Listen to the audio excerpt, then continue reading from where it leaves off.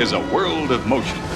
Thanks to those wonderful inventions, the automobile, the train, the plane, the bus, the helicar, and a few other forms of transportation, people are traveling further, faster, and more frequently than ever before. And as they travel, they're looking for ways of taking their work, their play, and their ideas with them. We're on a quest for portability that reaches into every facet of our lives, including the computer. While the first attempts to make computers portable were rather primitive, the idea has caught on. But like many new ideas, there were some trade-offs. Some portables were not so portable. Others had screens that were hard to read or slow to respond. However, amid the false starts and exaggerated claims, rumors began circulating that the Apple Computer Company in Cupertino, California, was working on its own version of a portable computer. And what kind of portable was it to be? Apple's executive staff gave their engineers a clear mandate. Gentlemen, we need a portable. Sure, fine.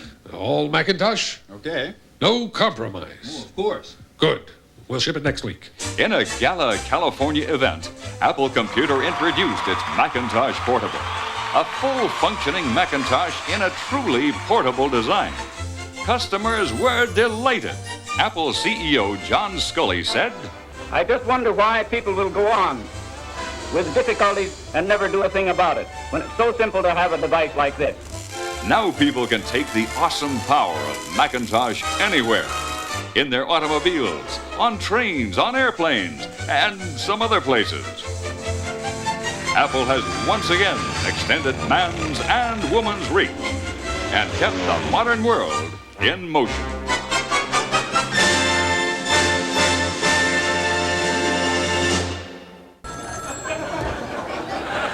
Joe's Pizza. You might have the wrong number. This is a stage where I'm doing a demonstration in front of thousands of people. I'm not kidding. This is a real call, which is why we have so many problems. So.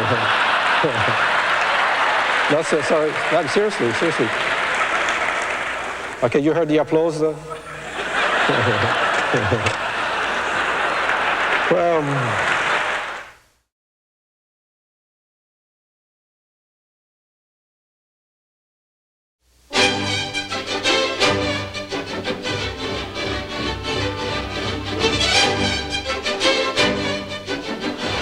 We see the earring, we're not fooled.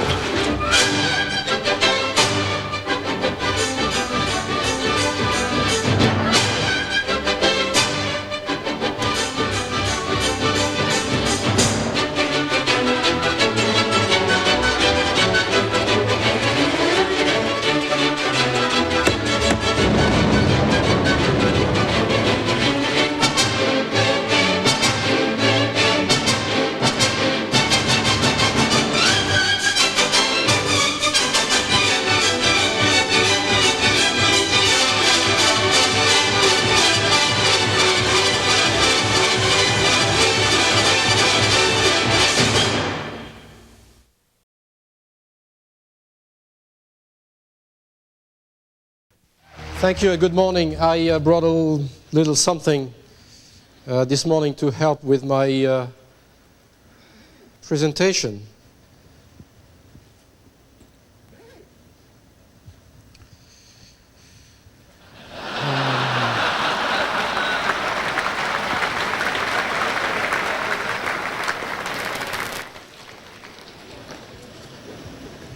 Gee, I'm nervous. Good morning, and thanks for being with us this morning. This is today the official birth of the latest member of the Macintosh family, the Macintosh Portable. And I can tell you,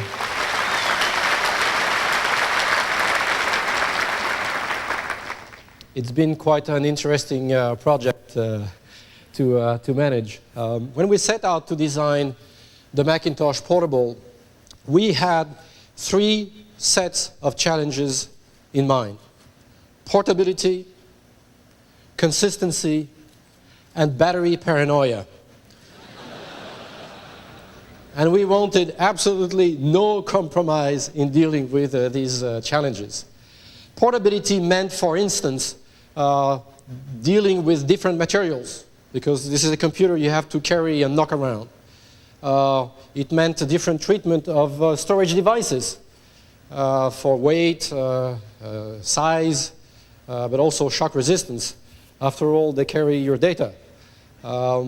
And last but not least, it meant special treatment of input devices. When you use a computer on your lap, the mouse doesn't roll very well on your thigh. Consistency, of course, dealt with software, system software, and application software compatibility. As our chairman mentioned this morning, we have the best game in this industry. We have one software architecture, so one diskette can run on all our machines without ifs and buts. Beyond software compatibility, there is usage consistency. Everything you do on a desktop machine, we wanted you to be able to do on a portable Macintosh. Not just a little bit of note-taking and spreadsheet work. Everything you do on the desktop. No subset of applications, no Mac Junior, no compromise.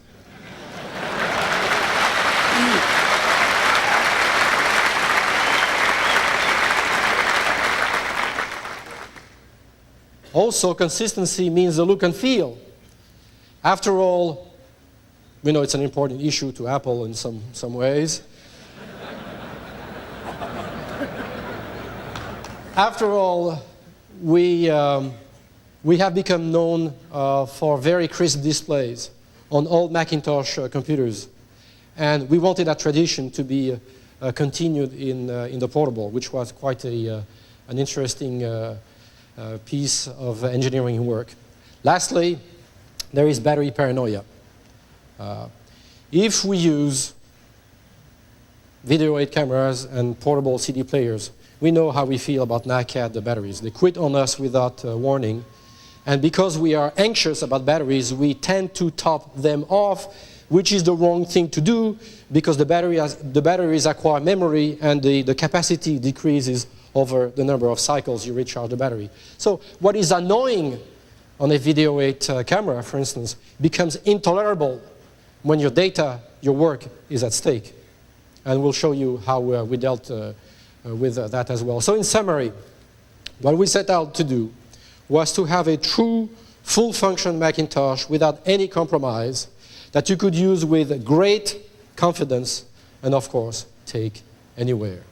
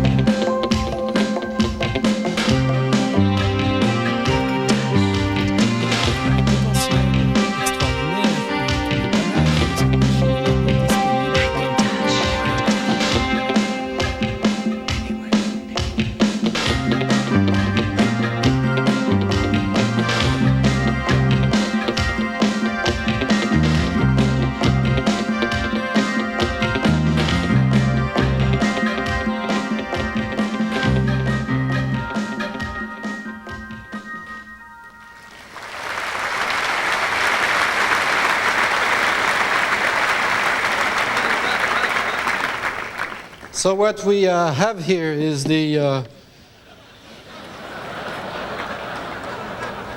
is the carrying case extended edition.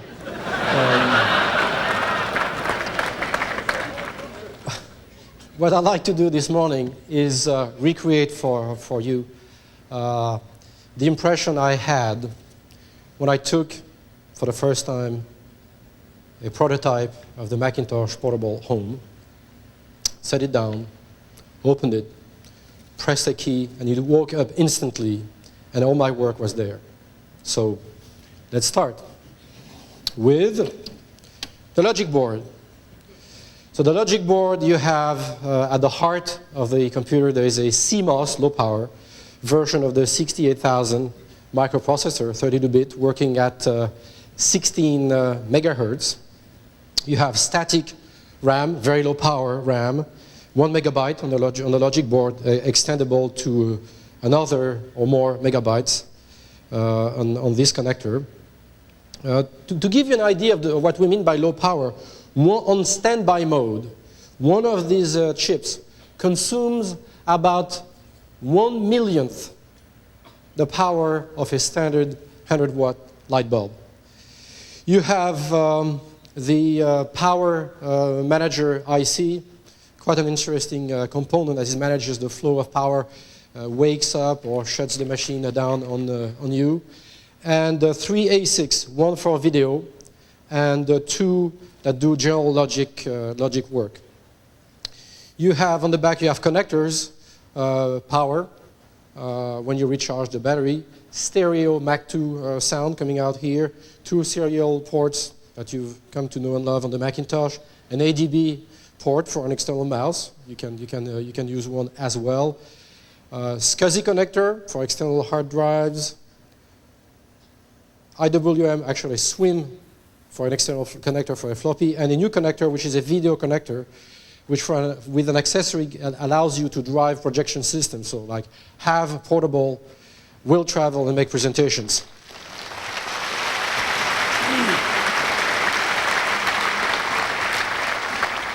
This is the polycarbonate subframe where all the pieces of the computer revolve around.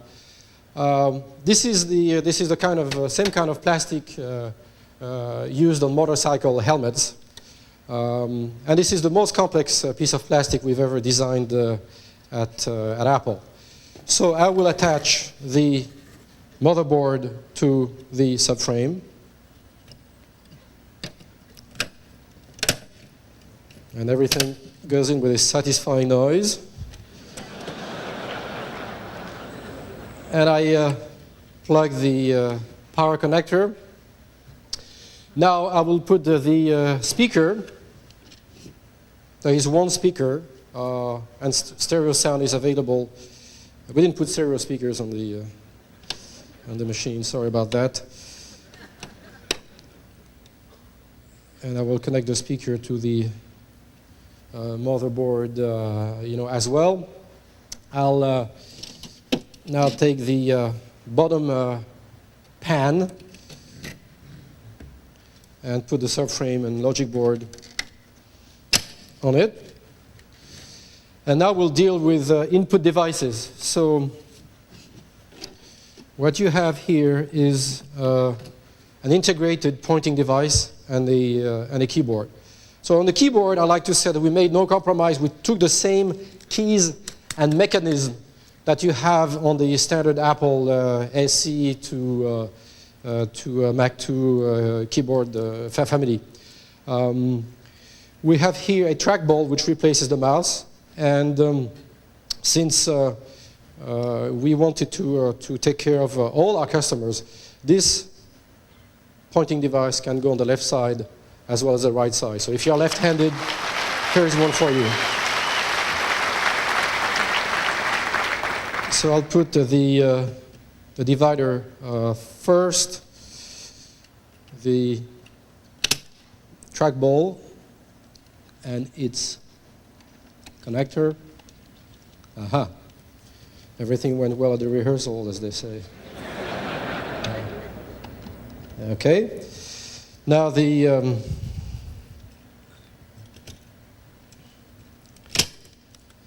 keyboard and its connector as well. Okay, so we have the keyboard and pointing device. Now let me deal with the storage devices. We have two on the machine here. John talked about the super drive. This is the same super drive here, 1.4 megabyte, a ecumenical floppy drive that reads, of course, Macintosh format, but also MFM, MS-DOS, and OS2 format, as well as Apple II ProDOS files. So the floppy goes here and connects here.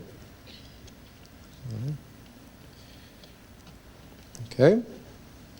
Now this is a special 3.5 low power 40 megabyte drive, about 5 watts consumption here.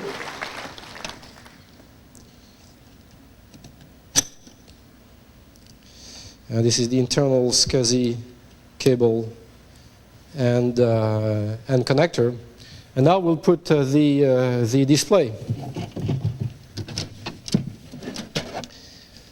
The display has been one of the two most interesting challenges in this project. I'd like to say a few words about the active matrix LCD technology that we're using on the portable. All LCD displays rely on polarization. What you want to do is flip the state of a material called liquid crystal. The pixels don't become black and white. Actually, they twist one way or another to change the polarity of a light coming through them. This is like this. Now you see me, and now you don't. So that's the kind of rotation that you're using. And yet there's a difference. Other machines use passive matrix. What we mean by that is to flip the display, the pixel, you need to apply electric field. And the passive LCDs are driven from the outside. You have electrodes, horizontal, vertical, and the pixel is sandwiched in between a vertical and a horizontal electrode. You want to have speed so that the display can respond. You want to have crisp pixels, and you want to have contrast. To have that, you need to apply a hard electric field to each pixel. The problem with the two electrodes, vertical and horizontal, is that the electric field spills over the surrounding pixel. You have a halo effect blurring the pixel. Or if you don't want to have that kind of blurring effect, you need to lower the electric field, making the contrast and the speed lower. The way we deal with it with active matrix, that is, we bring one transistor on the display per pixel.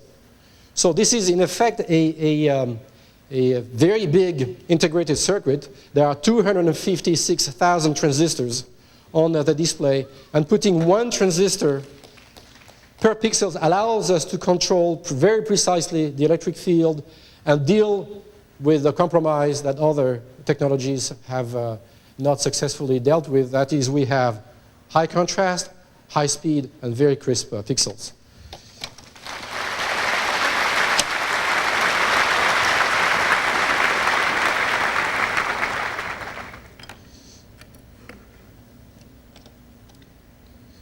So this is the hard part.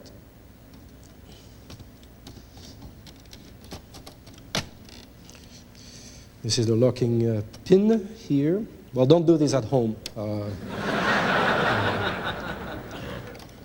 And the housing. Now I'll put the keyboard cover. I need to connect the display. I forgot last night and was not pleasant.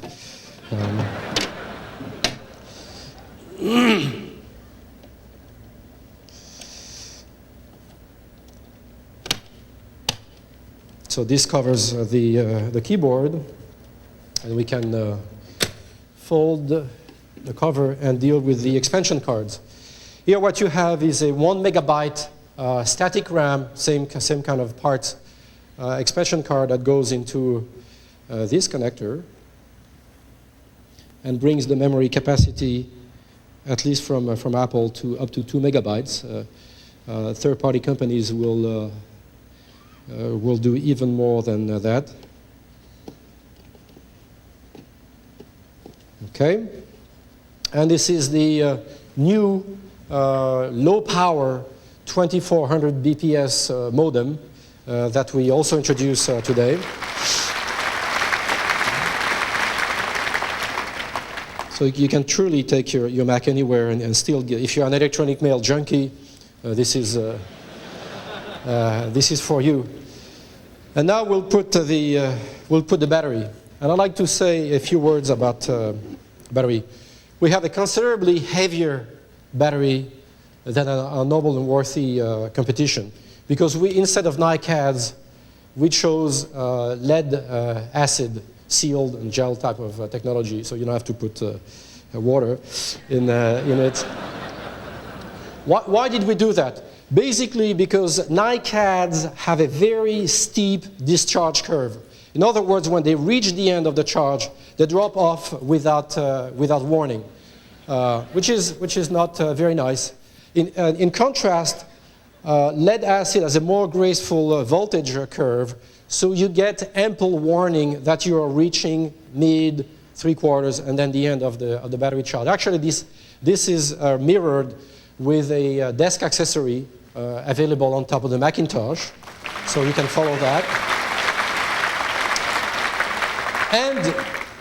And there are 4 stages of warning. They get louder and louder as you go down in voltage and capacity. And at the 4th stage, something happens, which is nice. The machine automatically goes to sleep while there is still a lot of power left in the battery, thus preserving your work, your data.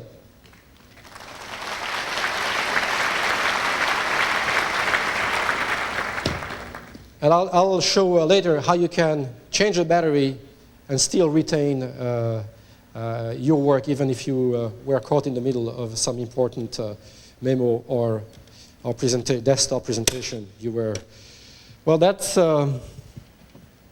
almost the end of the assembly. This is the back cover here. This is the power cord. No, we don't need the power cord.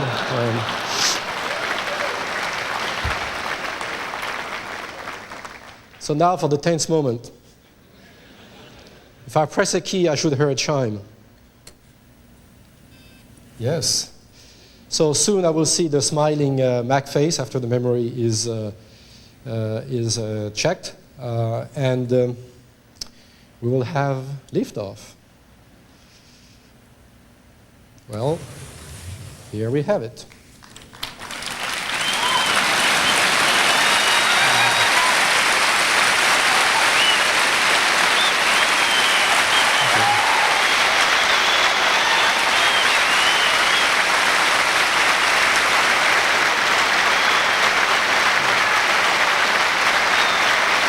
Thank you.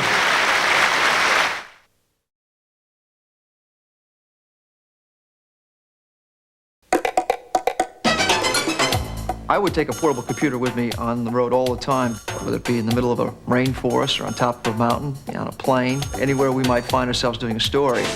Mike Saray has traveled the globe, producing stories from Niger salt caravans to Bali water guides to Quebec iceboat racing. His international business is organized around a Macintosh network. Now with the Macintosh Portable, his office can go with him around the world. Because we're in the television business and because we're a small business, the Macs have made us look like a big business and made us look like a big network and made us move and react and operate like a network. And that's essential to our operation. Because we depend on foreign networks for much of our material, it's very important that we're linked up with them. And my French counterpart at TF1 in Paris has a Mac. We were doing a story with them on the Niger salt caravans. It was important that we had a copy of their script that we could put into our system that had much of the research and all of the facts. The Mac allowed me to stay in touch with my French counterpart at all times during the evolution of the story. And so it's important that we hook up our systems and become somewhat of a mini global network. ScanMan has allowed us to copy in maps, copy in contracts, family trees, historical documents, things of that nature that we can keep and have access to. What we can do with a scanner is we can scan in a local map, a map that relates specifically to our story. And so it allows us to be kind of a duplication service with modifications, and the modifications are the things that we need to keep us all getting to the right point at the right place at the right time.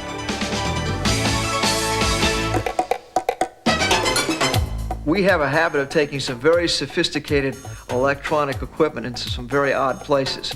We're doing a story in Finca La Selva, the rainforest reserve in Costa Rica, where we literally had to climb 90 feet up into the jungle canopy to do the story. So in addition to bringing up very expensive camera equipment, it would be just as easy to bring up the portable Mac and still operate from a tree house or a tree platform 90 feet above the jungle in Costa Rica. So the portable Mac, it goes where we go.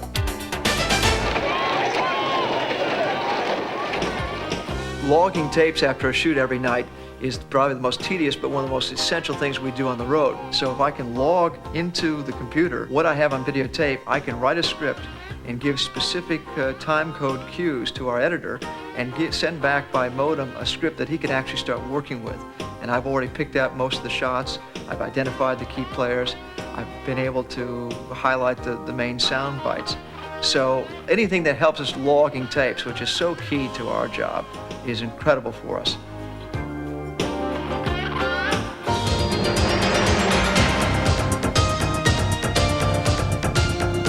The portable Mac allows us to keep moving. If someone needs something, we've got it. That's key to my business.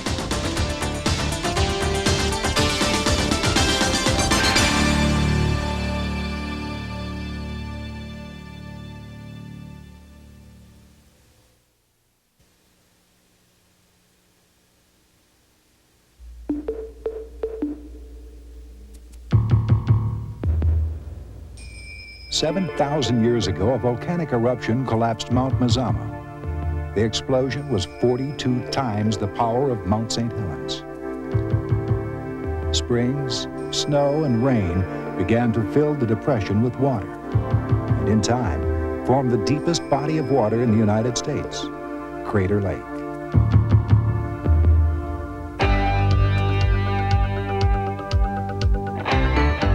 This summer, we'll complete a 5-year investigation into the mysteries of Crater Lake. The team is headed by Oregon State oceanographers Bob Collier and Jack Diamond. They hope to prove that hydrothermal springs are venting up from the floor of the lake and are responsible for its unique chemistry. The Deep Rover will take the scientists into the darkest regions of the crater. Traveling with them to depths that will exceed 1,900 feet is the Macintosh Portable.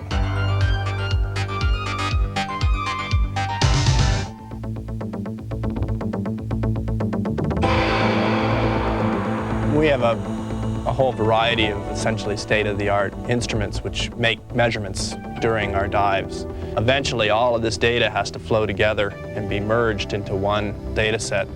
We found in previous years that this whole operation is so intensive that we would never get the time to do that synthesis until after the program was over with. Now that we have the portable Mac, we could essentially acquire data in real time and display it in real time.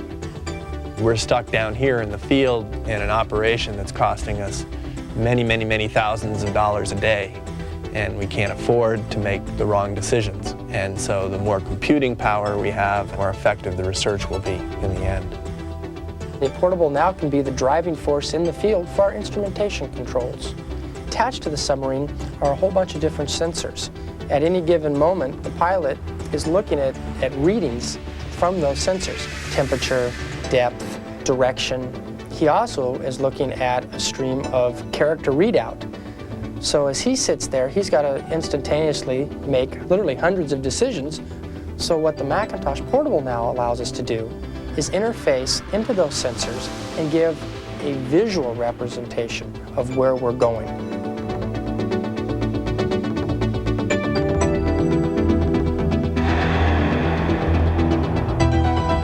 The way we've designed our team is to have one of our research assistants, Bobby Connard, work on moving that data into a form where we can create plots, contour diagrams of the track of the vehicle, and superimpose all of these data sets and be able to bring them out, look at them, print them, take them out on the next day's dive, and make decisions based on that right away.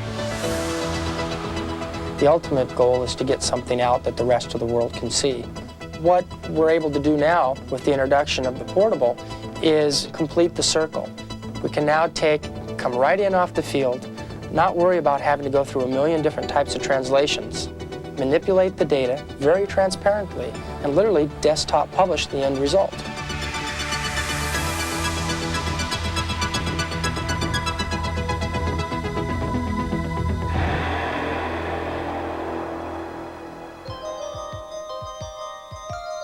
During the final weeks of their investigation, the team discovered a source of hot water that appears to indicate the existence of a hydrothermal vent.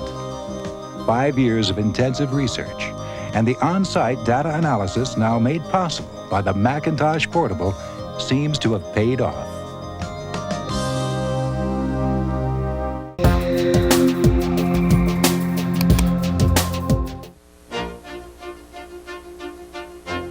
Pencils are such simple tools, we take them for granted. Yet they permit us to do things that their makers could never have foreseen. The simplicity and usefulness of the pencil makes it about the nearest thing to an ideal tool that we know. The ideal tool would be one that was invisible, where the person feels they're working on the task, not using the tool. There shouldn't be something in between you and the task. There shouldn't be a tool that gets in your way. There should be the task. To keep the tool out of the way of the task, Macintosh uses a see and point approach. Apple's now familiar desktop metaphor allows you to work in ways that are far more natural than the structured pathways demanded by earlier systems. It uses icons, files, folders, and pictures to represent documents, applications, and the tools used with them. And it lends itself well to direct object manipulation. It's an illusion, of course, but it behaves realistically, so that our intentions, whatever they may be, are easily translated into actions. The foundation of this approach was set at Xerox's Palo Alto Research Center. A lot of the ideas that we see today in graphical user interfaces originated at Xerox PARC. What happened was there was an opportunity for people there to bring together technologies that were just emerging from research. There are lots of people that worked on this, and a considerable number of them came from PARC and joined Apple. And they joined Apple because Apple had taken over and, if anything, was even more enthusiastic about these ideas than Xerox had been. Once you learn how to use a pencil, you can transfer that skill to other tools that are specifically designed to work like pencils. The principles are the same. This consistency is what allows you to build on experience, to transfer skills from one tool to the next. Consistency turns out to be more important than almost anything else. If it's the same set of commands I use to type, to erase, to modify, to change, to draw, for all programs, then I'm far ahead. I only have to learn it once.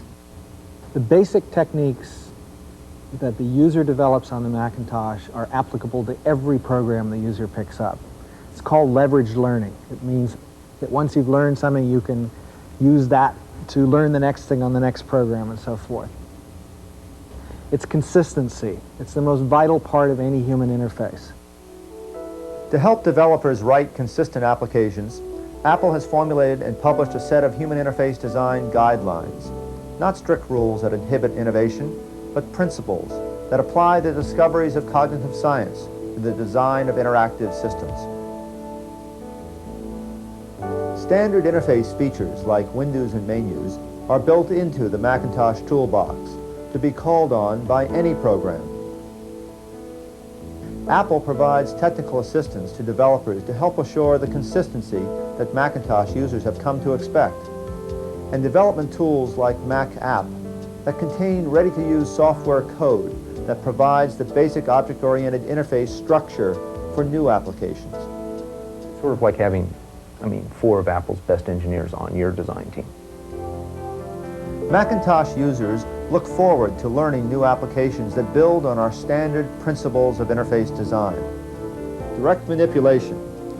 To give you a sense that you are in charge, you act directly and see the results. See and point, relying on recognition rather than recall. Why should you have to remember the things that the computer already knows? What you see is what you get. A faithful screen representation of the printed document. No abstract print commands to create it, and no surprises when you print it. Consistency across applications, enabling you to apply what you know about one application to another, reducing learning time and increasing productivity. Transparency, the sense that you are working on the task directly, not manipulating cumbersome tools. And real-world metaphors, allowing you to apply what you already know to the computer environment. When we did the Macintosh, it seems strange to the public that we had put so much attention into the user interface and the bitmap and the mouse. What we were doing, though, was anticipating what people were going to be needing later in the decade to support the types of graphical applications and desktop publishing kinds of things that we could see coming. The benefits of this approach are now well established. We've learned that when you make a tool that's both useful and usable, then people actually use it. And we've learned that when the basic principles and style of an interface are established and stable, then developers can concentrate their efforts on meaningful innovation. They can push forward into new territory, knowing that their applications retain enough familiar appeal to be easily adopted by a wide audience.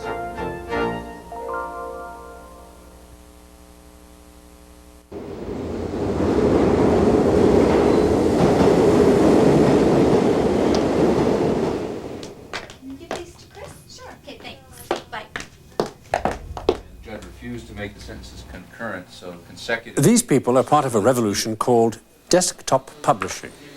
They may not be aware of it, but that's not unusual, because technological revolutions tend to spread in ways even their inventors never imagined.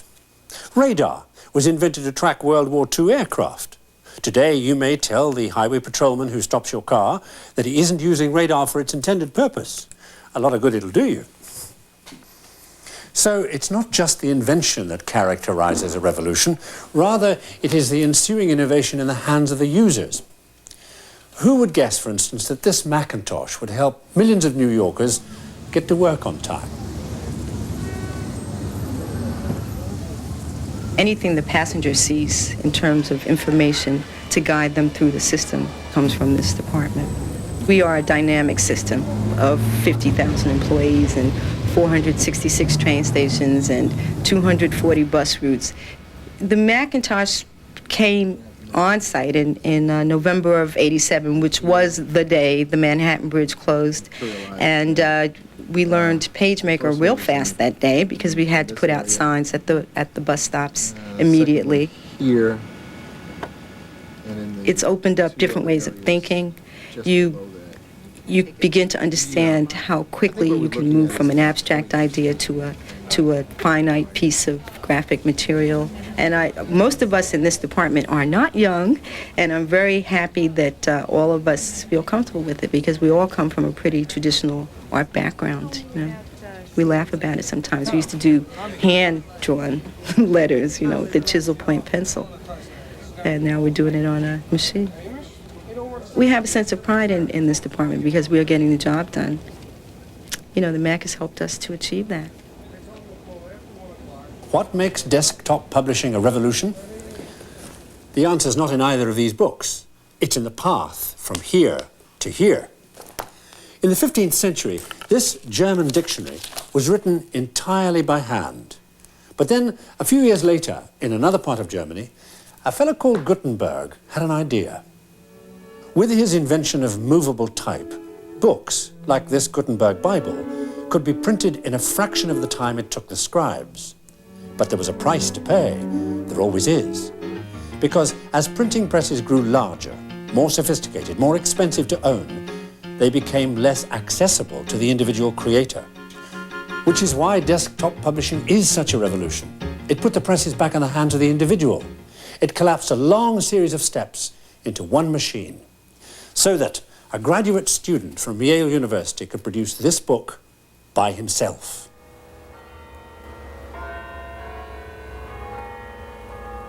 Desktop publishing came to Yale 4 years ago. It suddenly became possible for people at all levels in the Yale community to get their own work directly into print. The Macintosh really makes everybody potentially an originator of things, an author, the original source. The problem with this poster is not with the planet. That's perfectly clear, and if it isn't perfectly clear, it's really not a problem. You can't be imbued with all the rules of grammar that make visual things beautiful in a short time, but if you have those rules built into your mind, you're not held up by the machinery. That's the issue. Increasing the point size? Yeah, I think so. That's a good suggestion. You can sit down at a machine and make and illustrate a book and print a very small edition of it on the same equipment that you use to set the type.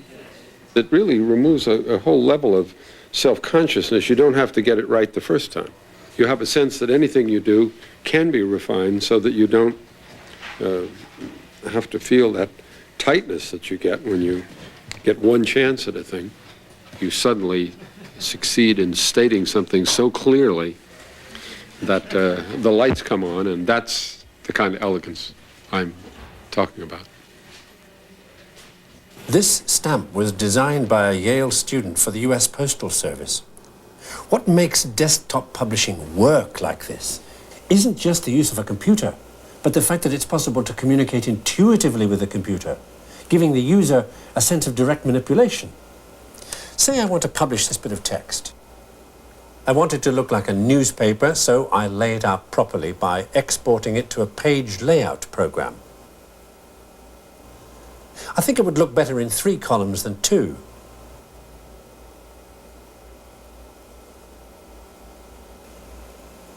Oh, and I'd like to include a photograph. Better leave room for it. Here. No, that doesn't look right. How about here? Yeah, that's it.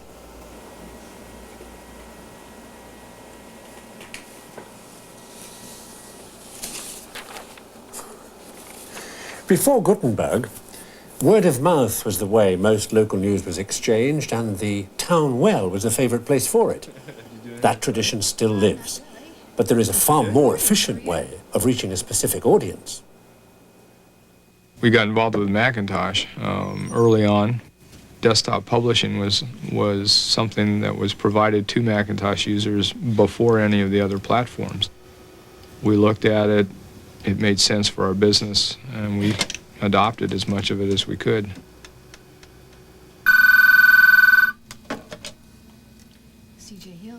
We use desktop publishing very often in helping our clients understand their businesses, understand the issues, understand the problems, or even often to understand the recommendations we're making.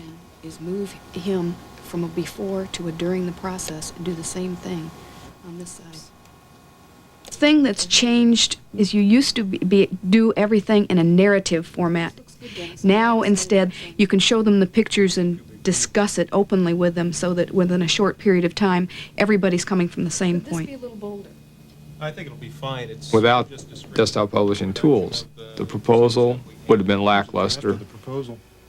We're professionals, and we feel uncomfortable presenting anything to anybody that is less than professional. Now, we've seen that computers have made text simple to handle.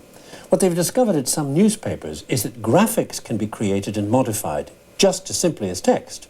What we have tomorrow are 2 possibilities for page 1. We have this one story that we've been talking about for some time now on automobile insurance and how the rate... We've been using the Macintosh to produce graphics here since they were first introduced back, I think, in 1984.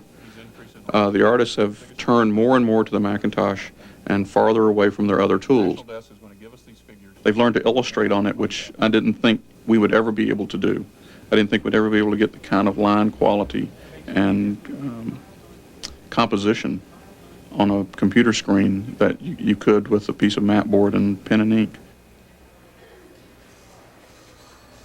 Before the advent of the Macintosh, I would have been very nervous at 11 o'clock in the morning about what we were actually going to get in terms of information and then how we were going to turn that information around and present it in a visual way. What the Macintosh has enabled us to do is for me to not get nervous now until 3 or 4 o'clock in the afternoon, because I know that the means of producing it, of taking the information and then producing it in a visual way, has been shortened incredibly. Our organization has put Macintoshes at pretty much all our newspapers.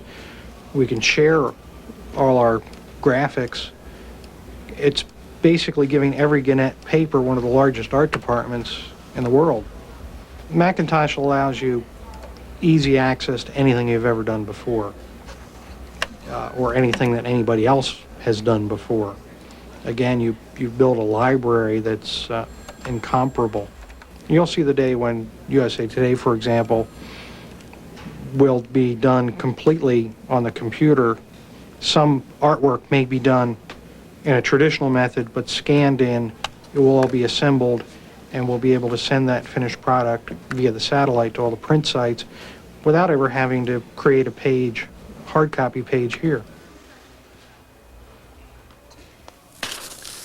Gutenberg took written communication out of the hand of the individual and gave us a world of standardized information. He led us on a path beyond the villages of our ancestors, and we have been exploring that great beyond ever since. Those who used Gutenberg's invention to bring innovation, businessmen and scholars, statesmen and scientists, have created the world in which we live today. And in doing so, they have reunited us with our own past, with a world where we as individuals can once again express our creativity or our views as publishers.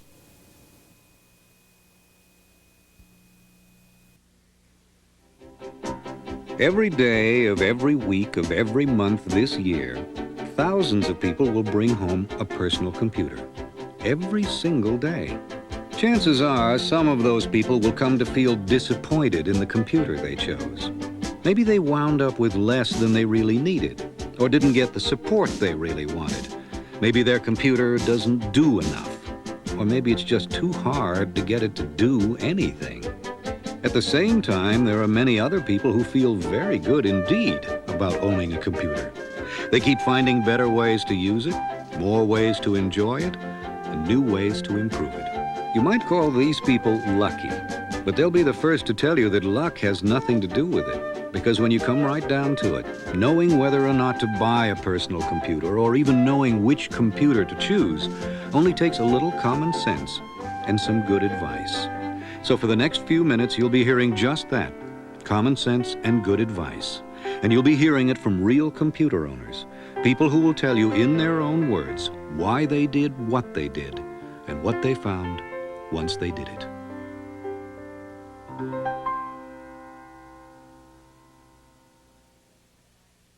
Well, we were kind of a quiet, typical American family and kind of passive, and then the computer came along. I just don't know how we would exist without it. I'd run away from my parents and find somebody with a computer. No, he wouldn't do that. The three of them became violent, semi-violent. Well, no, I was in genealogy before I knew about I a know you were, computer. but I thought you were in love with your computer now. Oh, I am in love with my computer. I can't get them off the computer. It's a family war at the computer, I guess. He said, "What are you going to use it for?" And I said, "I'm not going to use it. The kids are going to use it. The kids can't go through life being computer illiterates." And I have a lot of paperwork. I'm a collector of paper. I was trying to find a way in order to get rid of some of the clutter, which my husband doesn't really like. I raised registered Angus cattle, show cattle, on the farm. I need a method to keep records of their pedigrees and their performance, their offspring. We needed something to help us budget organize our budget. And he said, "This just came in. It's a first personal computer. He says, I don't know how it works. I don't even know how to put it together, but I do know that it's going to change the world. And he was so excited about it that I caught that enthusiasm. I first decided to get involved with computers because I saw a lot of kids who knew a lot more about them than I did. And I realized that it was a technology that was really affecting music a lot, and there were a lot of possibilities. I became interested in using a computer in the first place by joining a group connected with our genealogy society. And Mim, after a while, she said, oh, geez, she says, it's the wave of the future. We have to do it. Just sort of doing stuff, computer games and stuff. Do you have a favorite, Nate? Muppet keyboard. You do our accounting, too. Yeah, I do. All of our bookkeeping, all the accounting, input all the checks, for our checking account, balances them. It makes reconciling bank statements very easy. You know at the end of the month, instantly, exactly how insolvent you are. I just felt like I was sort of on cloud nine. Using the computer, it was so much easier than using the typewriter. Well, what I mainly use is the word processing program, which I find is really good. I do a lot of letters. I started using it as a journal, and I found that I have been keeping a journal for about 20 years, writing one. And it was so wonderful to be able to go upstairs and type out thoughts for 5 minutes. Yeah, I write poetry on it. I communicate with a lot of friends, actually, just for personal use. I make letterheads. I make lists. I keep track of all kinds of activities in my life. I only use part of the spreadsheet. I use it for lists of business contacts and things like that. One of the programs that I use uses a video camera, which I thought was really handy. If I have a problem drawing let's say a car, for example, at a certain angle, with this video camera, I can go out and take the shot of the video, or shot of the car, and it appears on the computer, and then I can draw from there. I'm a typical adult. I use about 10% of the computer, like I do with my mind. I don't explore as much as the kids do. We have invested in some educational software for the kids, and we didn't actually buy any until after the kids had really learned their shapes and their colors and most of their numbers. Our kids were 3, I think, and we're in preschool when we got our first educational software. Actually, some of it was a gift. The things I like about the computers most are the games. Now, in a way, I kind of disagree, because I think the educational games are pretty good themselves. They turn it into a game, but then, like the kids really don't realize that they're learning, but they are. You can make banners and cards and signs. Make cards. I think that's how you learned how to write your name, isn't it, on the computer? We live in Kansas City, Missouri, and we use our home computer to make this newspaper. Right, Tony? Yes. I yell, Christy, what's 4 times 4? Oh, 16, And then when she tells her teacher at school, Kristen, how'd you learn all this? Teacher's surprised. The grammar and speller programs are excellent because children tend to not want to take the time, and this forces them to take a look at their mistakes. Her friends are interested, and she has a lot of her friends over. They come over and they do group projects together on it. I do my homework on it. I've done 2 reports on it. And I made a baseball score sheet for our other computer. And I was afraid he could never write in longhand again. That was a big concern I had. But as a result of his work with this computer, when he is writing in longhand, I find it to be more careful, more concise. The most cool thing about this computer is that the computer talks. I mean, there's not very many computers in the world that can talk, but I'm glad that there are some that do. It just goes into her mind. She doesn't realize it, that she's having fun. Well, she realizes she's having fun, but she doesn't realize she's learning. I think I checked maybe 6 stores before I finally bought one. The first store I visited, I had a difficult time with the gal that was the girl salesman. Salesperson. It seemed like she just wanted to sell the computers. And I was blitzed and ritzed and made to feel like I was what I am, a moron in this business, and I responded the way I think most people. I walked out of the store. But there were other dealers in the city who did give us support, no matter what kind of support we needed. And of course, I needed a great deal of support. I just hate shopping, but it was a good experience. I learned a lot about computers and what they could do from talking to salespeople. All our computers since that first purchase have been with a dealer, and they walk you through it, through the programs, almost hand-hold you, showing you how everything can be done and how you can use it to the maximum advantage. So I think the most important thing is a good dealer. The one I purchased was very expandable. I started out with a simple monitor.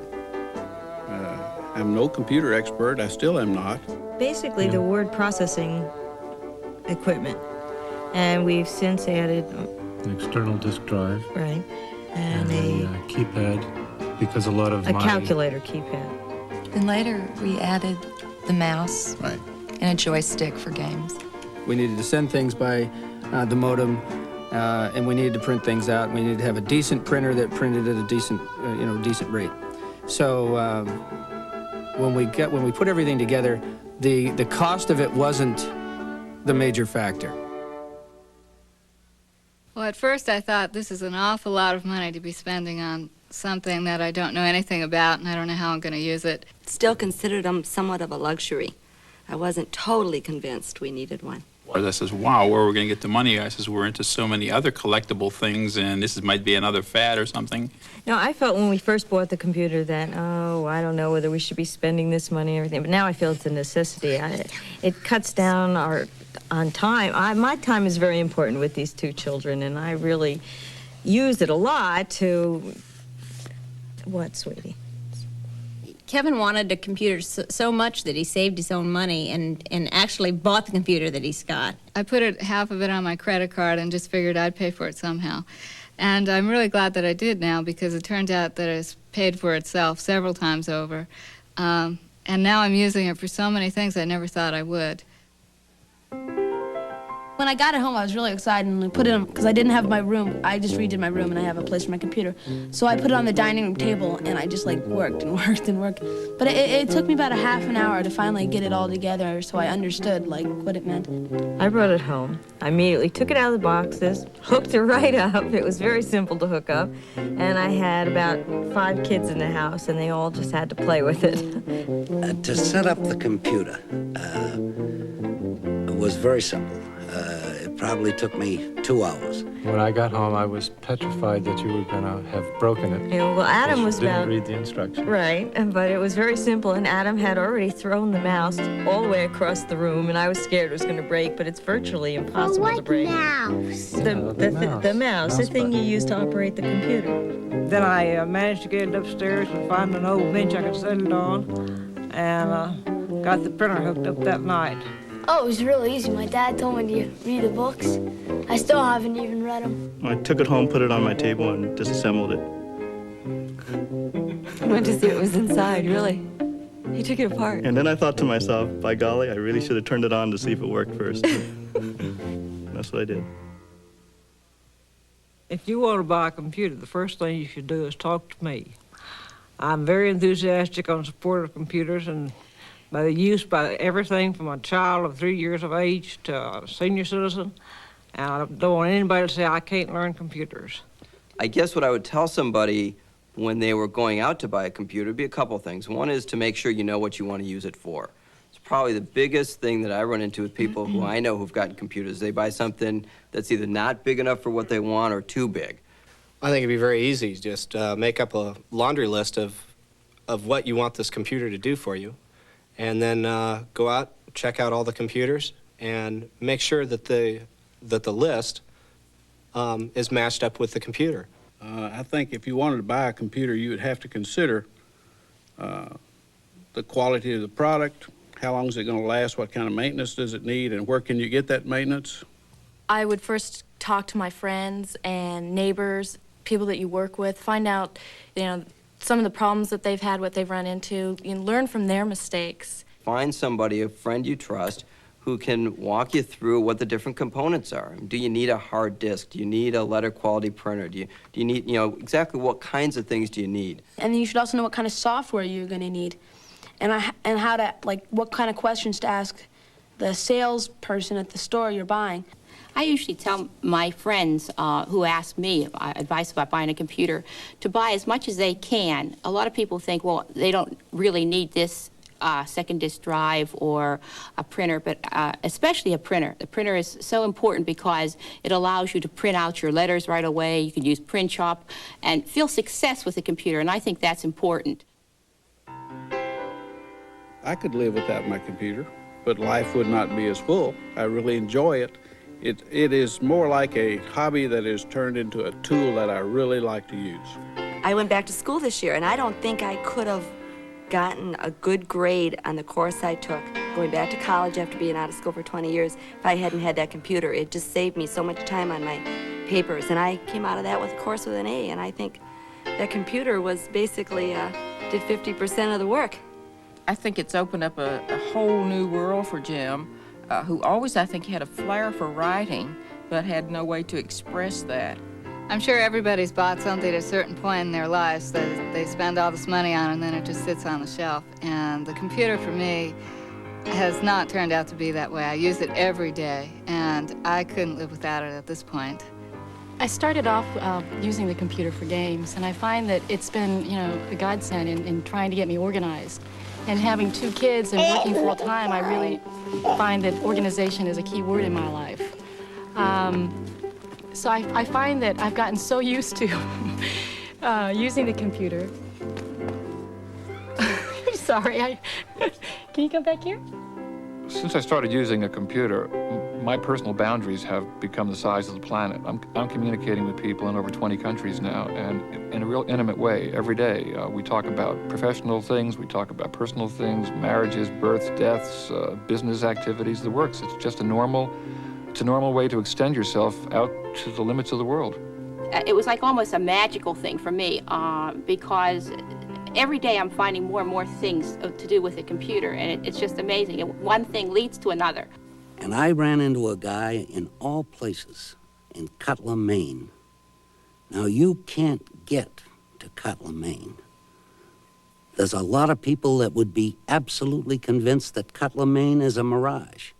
And I actually met one of the natives there when I thought I was doing well in the computer world, and he had a modem, and he was hooked up to CompuServe, and I couldn't stand the thought of that bucolic idiot getting ahead of me, so I went out and bought one, and I'm groping with it, and there's a whole world out there. There's university databases that I can plug into. CompuServe could bankrupt me just with their marvelous services. And I'm going to get wired, and I'm going to be able to transmit files and receive them, and I'm going to go back to Cutler, Maine if I'm ever able to find it again, and I'm going to tell that guy, to you.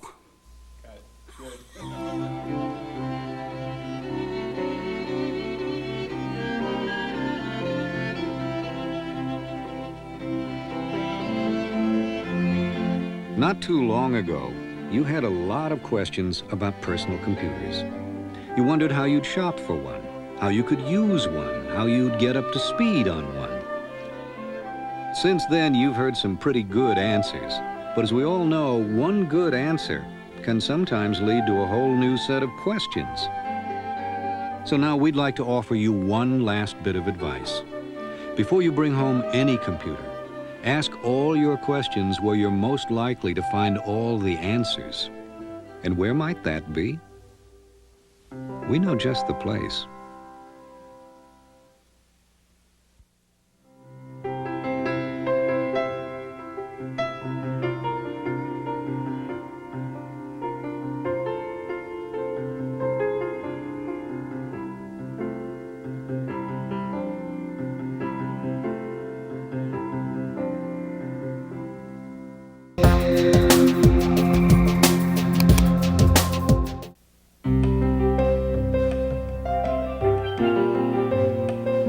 When Apple introduced Macintosh, we set a new standard for the way computers could make themselves useful to people.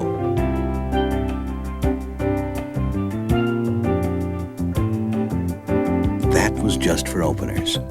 Since then, we've been making the Macintosh personal computer more capable and more versatile. We've expanded our family of peripherals, made it easy to connect with other Macintoshes and other kinds of computers, so that people who use Macintosh have a direct and seamless connection to the resources of any information system. With over 3,000 applications to help people become more effective, more inventive, more productive. The way most people respond to the Macintosh is to look at it with a sense of wonderment, because they get into the Macintosh and they do things that they wanted always to do, better, faster, and that's fine. But then they get the Macintosh because there were obstacles. There are things that they couldn't do for lack of a proper tool or for a proper instrument. And then they get to write these beautiful documents to prepare these presentations. So they are fulfilling some of their dreams. And then after they've done that, they discover new thoughts because of the new language that we provide them. In other words, once they get over the obstacle, over the mountain range, they discover new territory of things that they can do that couldn't even dream of before they got into the Macintosh. Macintosh has grown into a general productivity tool with some very impressive specialties, such as helping people communicate with clarity and impact, providing tools for design and modeling, opening new avenues for learning, both on campus and on the job, helping people distill information into knowledge and insight so they can make better decisions, and supporting the programming environments that will help developers around the world continue to extend the range of what you can do with Macintosh. We'd like to show you what's behind the continuing evolution of Macintosh. It's an approach that we call the Open Architecture System Integration Strategy, or more simply, OASIS. The basic promise of OASIS is that the consistency, the power, the grace, the self-actualization that we provide today with the Macintosh, we can move gracefully into the future using new technology and new software development.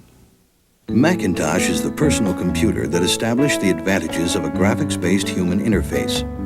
You control it in a simple, intuitive fashion by pointing to menus instead of having to remember and type commands, and by manipulating screen objects that behave like objects in the real world, all of which gives you a direct and straightforward way to communicate your intentions to the system, and an equally direct way to learn the results.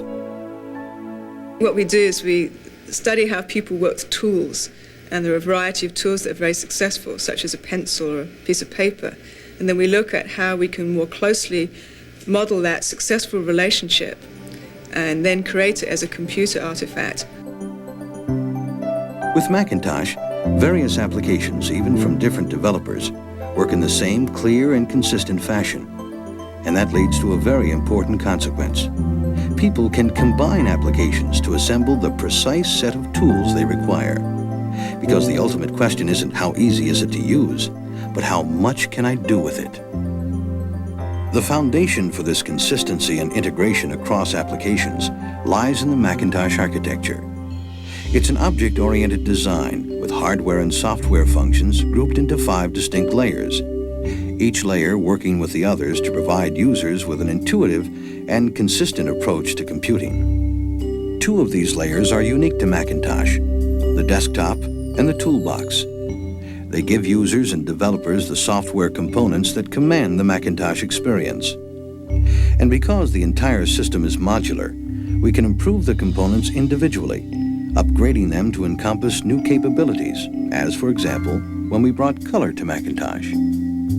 We can make these improvements without disrupting the overall design, and more important, without disrupting the way people work with Macintosh. As our technology advances, we add new modules that enrich each layer of the architecture. This strategy of modular extensibility is the key to the smooth and rapid evolution of Macintosh. It's why people who use Macintosh have a direct connection to the future.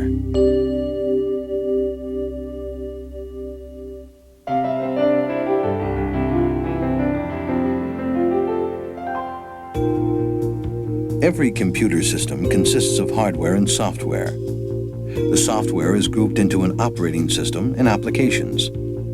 The operating system directs the way an application calls on such basic functions as input, output, processing, and storage.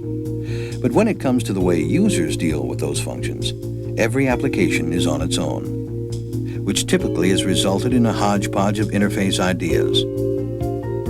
Macintosh takes a different approach. With Macintosh, the user's view of the system isn't an afterthought, it's the central thought. To ensure a rich and consistent computing experience for users of Macintosh, we've moved beyond the typical three-layer model of computer architecture and introduced two additional layers, the desktop and the toolbox. As we'll see, the desktop supports the user's experience directly, while the toolbox gives developers the tools they need to create a diversity of applications that look and feel and work together in a consistent way. The toolbox has a number of components to manage dialog boxes, windows, menus, and so forth. So, for example, when an application asks for a window, it comes out looking and behaving like a Macintosh window. The application can specify how big to make the window, where to place it on the screen, which window should be active, and so forth. The window manager takes it from there. To call up a menu, the application simply provides a list of items, and the menu manager turns them into working menus. And these menus work consistently from application to application. What the toolbox does is give you a language, a consistent language that everybody shares in, like English, with or without accent. And what the applications on the desktop are poems, novels, stories. So you have a foundation which everybody can count on to communicate, to do things in a standard way. And yet, you have this incredible diversity using the standard language, the toolbox, to do things that do great desktop publishing, great word processors, great spreadsheets, great database programs, great networking devices. So what's very important to our customers and to ourselves and to our developers is the proper layering of what needs to be the same for everything to be harmoniously different. While the toolbox makes the backstage machinery of Macintosh available to developers, the desktop layer gives users direct control of what happens on stage. The desktop layer lets you manage your system and customize it to your own preferences. Thanks to desktop modules from Apple and other developers, you can get the colors you want, the typefaces you want, or even the calculator you want. Modules in the desktop layer also provide internal connections for bringing data from one program into another, as well as external connections for controlling access to network resources. At the desktop level, you can arrange your files the way you want on the desktop. The computer will find it for you. You can run an application, write any document you want. The computer will deal with it. You can have any choice of a crazy desk accessory. The computer will deal with it. A large part also of what our design is to make things very much plug and go, so that people don't have to know a lot about their hardware configurations or how to plug them in to basically make it work themselves. I think one of the wonderful things about the Macintosh is the ability to pull the Macintosh out of a box the first time a user has purchased it and pretty much put it together without trying to fully understand how it works. The operating system layer connects all of the higher layers to the hardware layer. Macintosh is designed around the Motorola 68000 family of processors. As newer, more powerful processors are developed, we incorporate them into the Macintosh. These 5 layers give us a sense on how things are architected and work today. But more importantly, they give us a sense on how we can slide a brick out, put a new one, and keep the entire edifice working.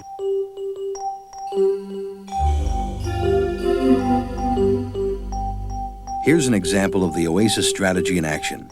Let's roll back the clock and see how the original Macintosh carried out a simple and standard function, reading a file from disk. The user pulls down the File menu, chooses Open, selects a file, and clicks on this button, and Macintosh reads the file from a floppy disk. Here's the way Macintosh processed that request, with components in each layer of the model taking part. The user interacts directly with the application, as we have seen, making a choice from a menu. When the menu selection is made, the application asks the standard file package in the desktop layer to put up a list of files currently on the disk. The user makes a choice, and the name of the file is returned to the application. The application then asks the file manager in the Toolbox layer to open the file, and the file manager in turn calls upon the device driver in the operating system layer, which physically reads the file from the floppy disk so the user can work on it. When our users required large-scale storage capacity, OASIS provided the framework for upgrading. A flat directory system would be overwhelmed by the number of files on a typical hard disk, so we modified the standard file package in the file manager to support a hierarchical filing system. To the user and to the application, the change was transparent. When you ask to open a file, you have a view of folders as well as documents. Each folder represents a subdirectory, and Macintosh can keep track of the full path to find the document. But for the user, the action of choosing the file is virtually the same. The advantages that we get over that are that we tend to separate the developers from the hardware. They don't need to know that they're running on a particular type of video card or they're printing to a particular type of printer, because they know that they're always working with the same graphics package, or the same, in fact, Toolbox package or the same operating system package. We'll add a few more calls, but the basic functionality doesn't change. Each new storage device in the hardware layer is installed with an appropriate driver in the operating system layer, and the file manager talks to them all. The user can switch drives from floppy disk to hard disk to optical disk and back with a click of the mouse. It's sort of leave the drivers to us. We tend to basically define an interface for the drivers, and the developer will write a driver to that interface, and we support it. And then the application developer knows he can write to our Toolbox, and we'll continue to support that interface. And we provide the peanut butter that goes between those two slices of bread. The AppleTalk network system allows applications to access files on a network server. Through AppleTalk, the file manager has direct access to files and documents at remote locations. We designed the AppleTalk filing protocol at the same time as we were designing the hierarchical file system of the Macintosh. And we implemented the AppleTalk filing protocol as a close neighbor working hand in glove with the file manager of the Macintosh. We're continuing to add new modules to the Toolbox to allow Macintosh users to connect with seamless simplicity to a multi-vendor computing environment. There are more acronyms per square inch in networking than in any other area of data communications. Our job in Apple Computer is to mask that underlying complexity and to preserve the end-user computing experience. Our objective is to populate the OASIS architecture with networking capability that allows this seamless, empowering extension of the Macintosh user space to resources that are remote, perhaps even across continents. It is important for people to communicate with one another. That's true in a personal computing environment. I mean, you and I, if we work together, would like to share and exchange information electronically. That's what networking enables. When you take that capability into a business environment, it is important to support the types of connectivity available in those businesses. That's why we get into supporting token ring and Ethernet local area networks or wide area networks such as SNA or DECnet. The OASIS architecture allows us to integrate new network services into Macintosh. But our goal is to assure that the user's view of the network remains simple and direct. Accessing files on any network is no different from accessing files on a local hard disk. I think Sadhu has a phrase that the Cheshire Cat, you know, the network disappears but the smile remains. I love it.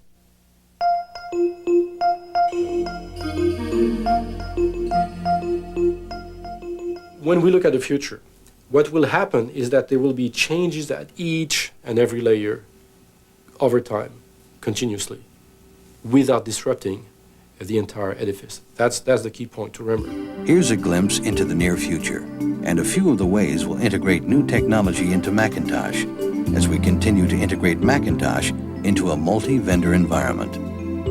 To handle larger data files and more sophisticated applications, we'll introduce a full 32-bit operating system with virtual memory and multitasking. We'll support inter-process communications and provide a direct way for applications to share data both locally and across networks, giving people better ways to view, analyze, and act on current information throughout an organization.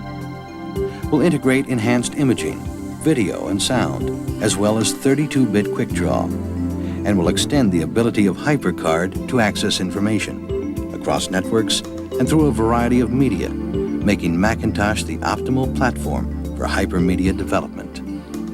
OASIS will help us deliver on a double promise, which is on the one hand, move forward what you have today, bring new applications in a harmonious way, so that technology can be brought in, enhancing as opposed to disrupting.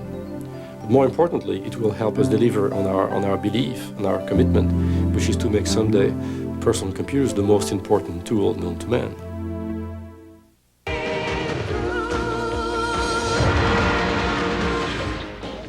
Good evening.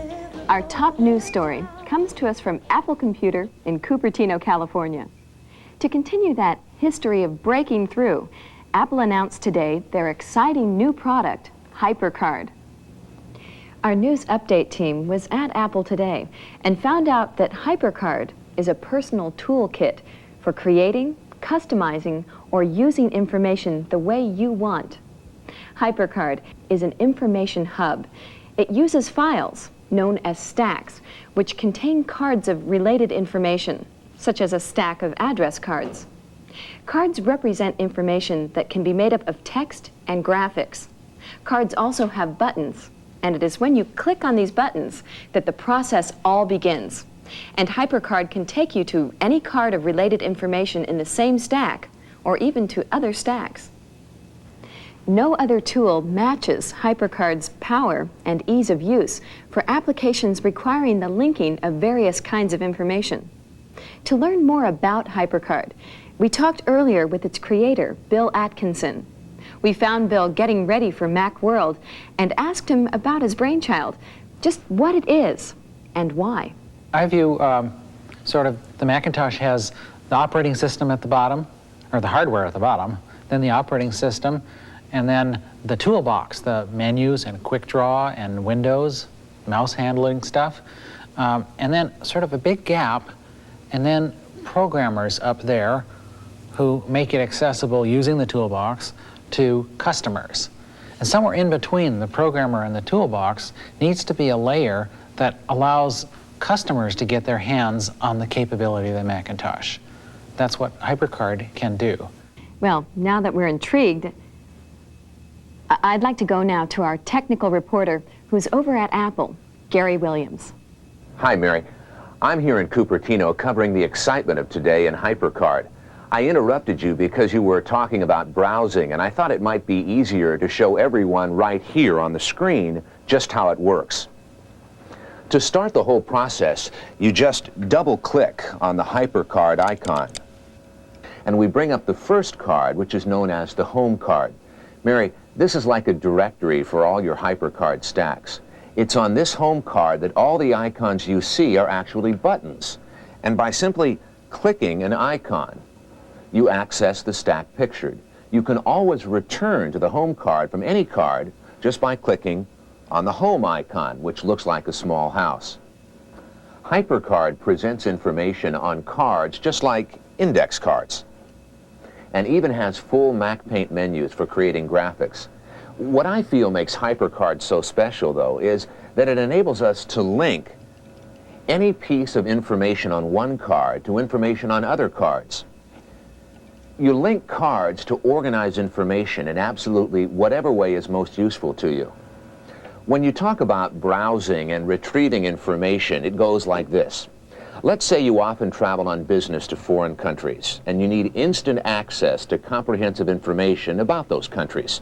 Recently, you've been assigned to go to France, and you need some answers to common questions like how to convert dollars to francs, what the weather is this time of year, and what kind of transportation is available. What do? The solution is HyperCard. All you need to do is buy and use a stack of travel information, such as this stack called Business Class. You would tell HyperCard where you are presently located relative to the city or country for which you want information, and tell HyperCard the current conversion rate of exchange from the foreign currency to your currency. Let's say the rate is 6 francs to the dollar. We'll enter 6. We then select the country or capital city for which we want information. You'll see a map of France and several icons, which are really buttons, all along the bottom of the card. From these buttons, you can click to access all kinds of information about France. Suppose you have 5,000 francs. We use the currency converter to see how many US dollars those 5,000 francs are worth, and vice versa. And once you've finished, you just click on the home button. Well, Mary, that gives you a good description of browsing and retrieving with HyperCard. Our next story is about using HyperCard to add or change information in a stack. Now, earlier today, we found out who might use this and why. HyperCard has 5 levels for using it, and they range to be a nice, easy transition from one to the next. The lowest one is browsing, in which you just click on things and look around. The next level up is typing. You can make new cards and type information into them. That's the level you would use if you just want to use your address book to keep names and addresses in it. You can make new cards, you can type into them, you can browse around, but you can't draw pictures, which is the next level, painting. In painting, you can get the tool palette, which has on it a lot of tools for painting that you recognize if you've ever used Mac Paint. Actually, these are better. You can draw on the card and make all kinds of pictures. You can change the fonts or sizes of fields that it displays information in. You can copy a button that dials a phone from one stack where you're already using it. You can paste it into another stack you're using and make that stack dial the phone. So you can customize it to make the application work the way you want the application to. And that's making the computer work the way you want it to, not the way the person who programmed it wanted to. Let's see how this works by going back to our roving reporter, who doesn't quite seem to be roving anymore, but still at the Macintosh keyboard. Hello, Mary. You know, this is really something. And Gary, we've just learned about adding and changing existing cards, so why don't you show us how it really works? I'd be glad to show you. HyperCard provides you with the ultimate organizer. Let's see. Suppose you are a busy executive and have piles of information around you, but no way to easily or quickly get from one piece of information to another. That is, without spending a lot of time searching for this or that book. You need one way to organize everything, and that's what this is.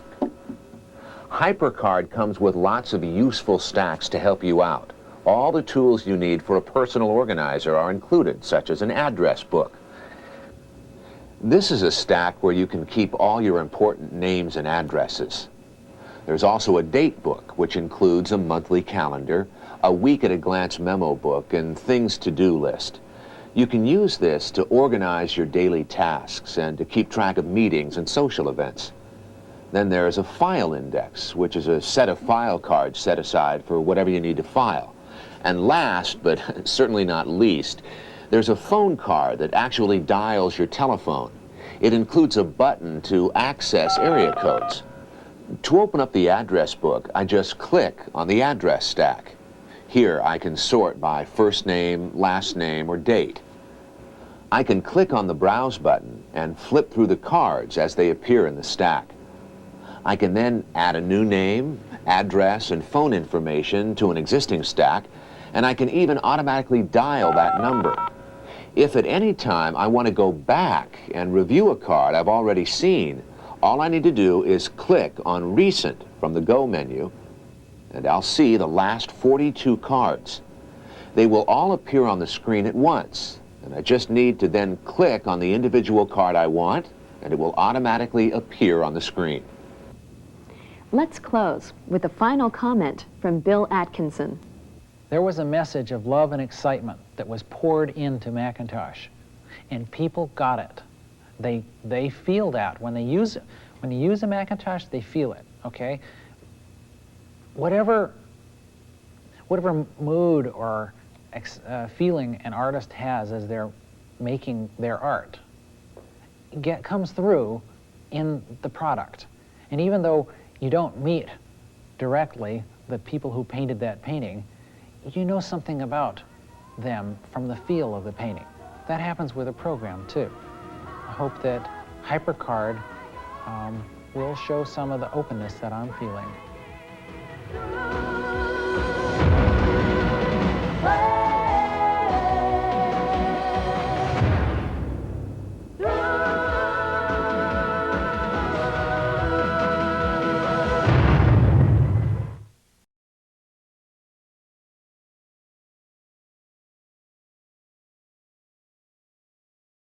We created this HyperCard stack as a guide to the 1988 Winter Olympics. ABC Television used it to let their guests call up information about the various events. It begins with this animation, here running in real time on a Macintosh 2. As soon as someone clicks the mouse, it dissolves to a map of Calgary. If you click on any Olympic site, you see a list of the events scheduled for that site. You can get more information about any event by clicking on the name. Let's say ski jumping. You can get background information about that sport.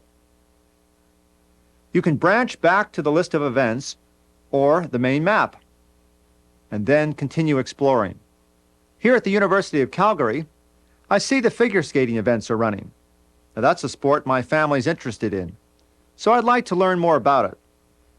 The previous Winter Olympics took place at Sarajevo in 1984, when Macintosh was barely a month old. Imagine what Macintosh together with HyperCard will allow us to do in another 4 years by the time of the next Olympics. We will require powerful techniques to help us find and manipulate volumes of images, text, music, video, and applications. We might, by that time, see the beginnings of intelligent agents, or perhaps by then they'll be only semi-intelligent. Phil? Today is March 3rd, 1992. You have several data service articles ready, and you have mail. This is my agent. I call him Phil. Phil, open the 1992 Olympic stack.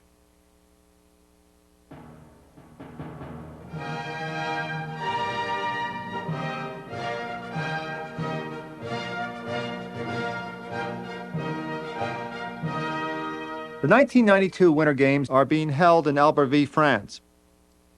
Let's get a closer look at the town. Let's look at ski jumping again. We can play the video.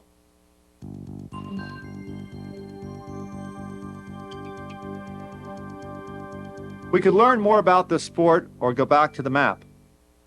Let's look at figure skating. I'd like to see who's on the USA team. And I'd like to see Debbie Thomas.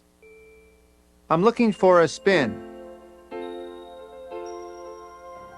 Like that.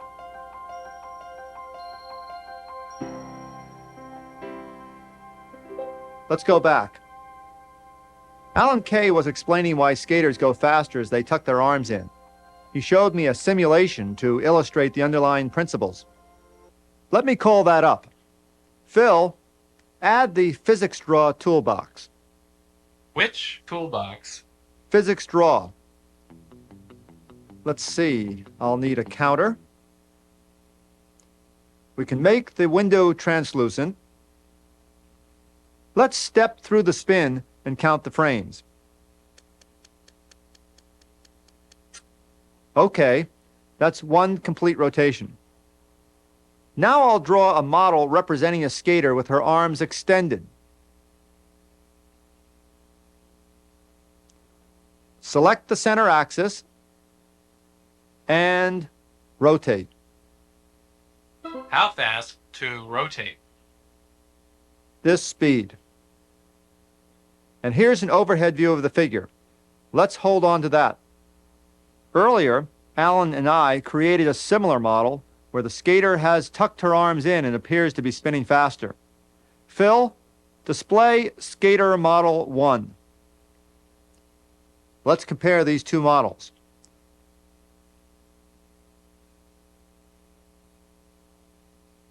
The small one, the one with the shorter radius, seems to run faster. But let's check that. I'll set them both to run for 0.3 of a second. The small one turns farther around the circle, but let's see how much distance is actually covered. I'll straighten out the curved paths to measure them. Both paths are the same length. Even though spin increases, the distance traveled is the same. The luge event is about to begin. Show it live or record it? No, I'm not interested in luge. I don't understand. I like skating. I don't understand. Don't show luge. Don't record it. I understand. I'd like to save this simulation. Phil, start a link. Phil, show the stack map.